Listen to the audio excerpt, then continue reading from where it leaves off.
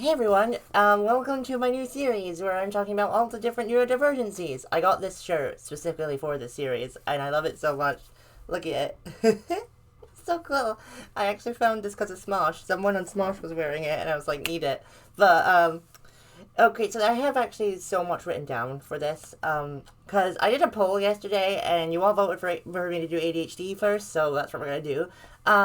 So the thing is, I kind of wrote the script for this on paper. I wrote it on my phone first, and then I wrote it on paper, which I should have done it the other way, looking back. But just for this one, I'm going to be looking at the script, and then I'm gonna think of a way to make it easier. So for most of the series, ironically, I'm probably not gonna be looking directly at the camera because I need to look at the script because unlike with the LGBT ones, I have to write everything down, not just the points, but everything, because they're that complex. Because this is way more complex than the sexualities and the genders. So yeah, but yeah, today we're starting with ADHD. So let's get into it. To start with, ADHD is short for Attention Deficit Hyperactivity Disorder. You do not understand how long that took me to say. God. But yeah, that's what it's short for. So I think that's kind of self-explanatory, really, isn't it? But yeah, I don't really have much to say about that, so let's move on. Okay, a point that I relate to, they struggle to focus on a singular task. Oh my god, do I know this? Because, yeah, you may not know this, but it actually takes me a long time to start recording a video, because there's so many things I have to check, and I end up going down different rabbit holes, then I end up going down different rabbit holes and that, and then I'll turn everything off and be like, my video! And then that happens all the time with everything. It is very hard to just focus on one thing and one thing only, because when you're focusing on one thing, it makes you think of another thing and another thing and another thing and another thing, and it's kind of impossible, really. There are ways to help it though, and I might try them at some point, because I can't do this much longer. I feel like I need to say this, and I'm very annoyed that I have to say it, but apparently I do. It's something you're born with, okay? I don't understand why I have to always say this. It's something you're born with, okay? Don't comment that it's caused by anything, okay? Because I will remove the comment, because it's not true. You're born with neurodivergency. It's not given to you, except for one, but we'll get there, don't worry. But yeah, you're born with ADHD, so that's my point. And adding to that, it can be hereditary. Like I said in the autism video, most neurodivergencies are hereditary, so your parents could have ADHD, but they're not diagnosed because, back then when your parents were younger, no one gave a shit about mental health, so they wouldn't have been diagnosed. Obviously, there's still some lucky ones that were diagnosed back then, but for the most part, no. And to answer your question, that is why there seems to be more neurodivergent people than there used to be. There always have been neurodivergent people. It's just that people actually give a shit now and are actually diagnosing their kids at the proper age that they should be diagnosed. So, more people are being diagnosed than they used to be. Does that make sense? Also, I feel like I need to say it's not the same thing as autism, but they can overlap. And usually that's called ADHD, but that's a mouthful, so I won't be saying that. So yeah, you can have autism and ADHD at the same time. I don't think I have ADHD, I'm pretty sure, but I've never been diagnosed, to be fair. But yeah, I don't think I have it personally, but yeah, most of my friends have ADHD, and that's probably why they're my friends. I relate to them on that personal level, but yeah, they can overlap. In fact, it's funny, because obviously, I have autism. Then one of my other friends has ADHD, and then our third friend has both. So that's it's not funny, but it's funny how it worked out, Also, they needed to constantly do things to stimulate their mind. So just say, I don't know. Actually, I have a good example here. They had to play with crystals while they did everything. That's someone with ADHD would do that. This is actually quite nice. Okay, I'm gonna put these down before I get distracted. But yeah, they would do something like that. Or in my case, as you can see, I'm always swinging my chair. I'm always tapping my feet together. I always have to constantly do everything to, stimulate my mind.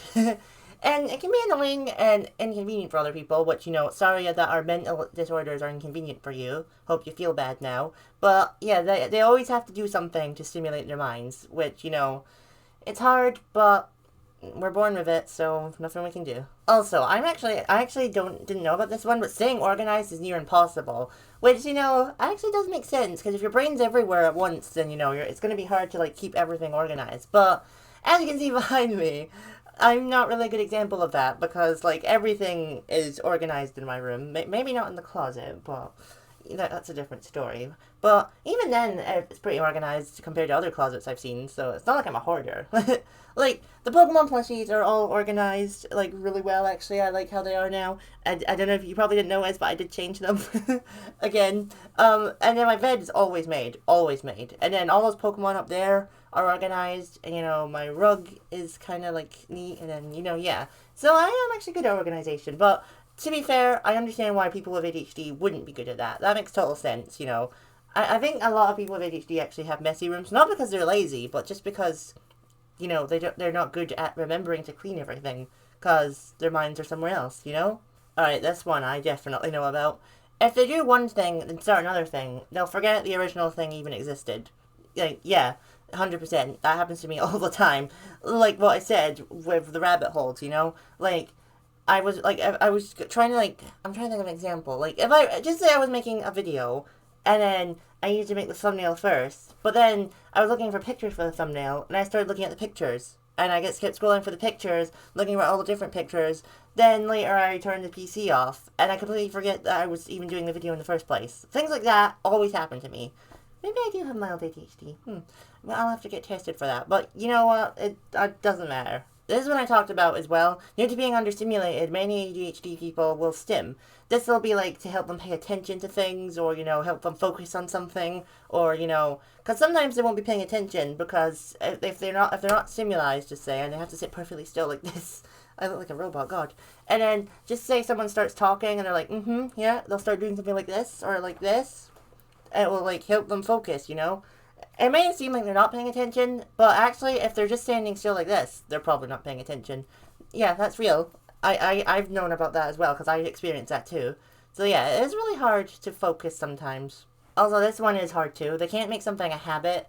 So, just say an ADHD person wants to start making their bed, and they've never made their bed in their life. They can't make it a habit. Because, making habits, I feel like it's hard for neurotypicals as well, but they're especially hard for us as well, because, wow, it's just, if everything's going on at once, and you're the habit is probably, the last thing on your mind at that moment. So, yeah, I've always made my bed, though, and I'm really good at cleaning my room, but, it's hard for me to make new habits. It's hard for me to, because, hang on, I'm actually going to use an example, because I, have these anxiety stones that they were to help me, and I just rubbed them, and yeah, they were to help me, going outside. But most of the time, I forget to bring them with me. So yeah, there's a good example. Because I try and make it a habit to bring them, but I can't. Although, to be fair, I do always bring my earplugs with me, so I guess I'm getting better, but I still don't bring the stones with me. Alright, this one I've experienced and my friends have experienced. They can start new hobbies for novelty, but it can quickly wear off. Yeah. I was doing animation for a hobby. No spoilers yet, though. And I do want to still do it, but it's just hard to get motivation for it. The novelty for it's kind of worn off. I am going to still try it again one day, but I'm not giving up on it. I don't want to do animation, I don't want to pursue it. I just want to keep it as a hobby, because I feel like if I did it professionally, I wouldn't enjoy it, because then I have to do it. You know what I mean? So, I feel like I get better if it's just a hobby. Plushies are a big hobby of mine, though, and they'll always be a hobby. But yeah, and then as another thing is I started collecting bow ties, and then I immediately stopped caring about bow ties. That's the thing about being neurodivergent. You care about one thing for a while, then you quickly move on to something else. Although, to be fair, I have been a Heartstopper fan for almost 2 years now, so I don't think that's going anywhere anytime soon. Here's something a lot of you didn't know. There are actually 3 types of ADHD. There's hyperactive, which is probably the one that's most common, to be fair. The kind where people are like, oh my god, what are we doing today? What are we doing today? What are we doing today? What are we doing today? That kind. The annoying kind. And then there's the opposite, inactive. The ones who struggle for any motivation at all. Which, if I do have ADHD, that's most likely the one that I have at this point. Yeah. They're very, annoying, but then there's, the third one, which is combined, which, I don't think I need to explain what that is. Actually, funnily enough, a couple of days ago, Jade Animations made a video about ADHD, because she just got diagnosed. So that's pretty funny. So I'm actually going to recommend that video, you go see it, because she actually talks about this exact thing as well. I already had this written down before I even watched that video, I promise, but yeah, that's actually quite cool that she did that. She goes into that with more detail than I do, and even then, I actually recommend you do more research about that, but yeah, that's my point. There are 3 different types of ADHD. Alright, my last point for ADHD, motivation comes from stress of deadlines. Yes, that is definitely true. With this video, with every one of my videos actually, most of the time I record them the day before they're meant to go out because I've put off making them for so long. But yeah, this one I'm actually recording on Monday, so I'm fine now. I try and record on Mondays and then I try and record on Thursdays so that I have time to actually do them. But yeah, but they can also be for high levels of interest as well. So, like, just say, like, I was really interested in something. Like, I don't know what example I should use. Let's just say I was interested in going on big nature walks. Okay? That's the best one I can think about. And I was doing them every single day. That would be my motivation, you know, like, because it's my interest, I would really want to do it, and I would do it every day until the novelty wears off, and I'd stop. If neither of those things are present, though, then it can feel impossible for an ADHD person to do a task at all. Which, you know, yeah, it is. It is really impossible. Like, there are things I am motivated about, like, you know, outside trips. And, you know, I did enjoy them a little bit, but it was hard for me to be like, yay. And I still struggle with that now. And I feel bad most of the time for it, but you know what? I can't control it. Okay, well that was everything I had to say about having ADHD. I am so proud of how this video's turned out already. I haven't even edited it yet, and I'm already proud of how it's turned out. I'm so excited for this one to come out. And I'm excited for the other ones to come out too. I don't know what one I'll do next. Maybe I'll do the one that has the second most votes on the poll. Yeah, that's a good idea. That's what I'll do. But yeah, let me know if you have ADHD, which you most likely will, in the comments down below. And if maybe if I've helped you think that you've had ADHD, then maybe go get yourself diagnosed. But until then, please like and subscribe, and I'll see you next time. Bye!